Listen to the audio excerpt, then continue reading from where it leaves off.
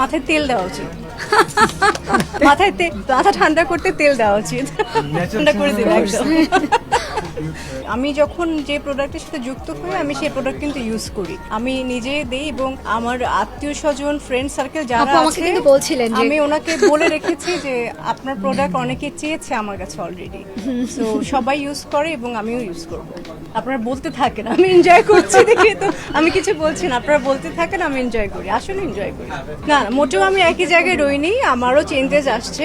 So সবাই যেটা বলছে এটা আসলে ব্লেসিংস, আপনাদের সবার ভালোবাসা এবং আপনাদের দোয়া, আপনারা আছেন বলেই আমরা আছি এবং এবং আমরা এখনো পর্যন্ত এই ভালো ভালো ব্র্যান্ডের সাথে যুক্ত হতে পারছি, কাজ করছি। নেচারালস বাই রাখি কিন্তু খুব ভালো একটা ব্র্যান্ড, সো ভালো ব্র্যান্ডের সাথেই আমি সবসময় থাকার চেষ্টা করি, তাই আমি নেচারালস বাই রাখির সাথে এখন আছি, যুক্ত হয়েছি। সেটা হচ্ছে যে আমার দুই ভাই বোন যখন ফুল তুলে দিচ্ছিল আমার কাছে মনে হচ্ছে যে এবিটা দেখার পরে আমার আর পূর্ণিমার উচিত তাদেরকে মানে পুরস্কার এই ফুল তুলে দেয়া, এরকম একটা জায়গা মনে হলো আমার। প্রথমত হচ্ছে যে এটা, আরেকটা সেকেন্ড হচ্ছে যে অনেক প্রোগ্রামে তো গিয়েছি, আসলে এরকম ভাই বোনের যে বন্ডিং করে যে এত সুন্দর করে একটা জায়গা তৈরি হতে পারে এটা আসলে একটা শিক্ষণীয় একটা বিষয়। এবং আমার কাছে মনে হয় যে এরকম মানে দুর্ভাগ্য যেখানে এখন আমরা অল্প কয়জন মানুষ, মানে 100-200 মানুষ, তো এরকম যদি আরো অনেক হাজার হাজার মানুষ দেখতো ডেফিনেটলি তারা এখান থেকে ইন্সপায়ার হতো এই দুই ভাই বোনের গল্প দেখে। পূর্ণিমা আপুকে আসলে সে আমার ছোটবেলার ক্রাশ, আর আপুর হেয়ার এত নাইস, না এটা হাসির কিছু নাই। ক্রাশ বলতে এখানে ছেলে মেয়ে কিন্তু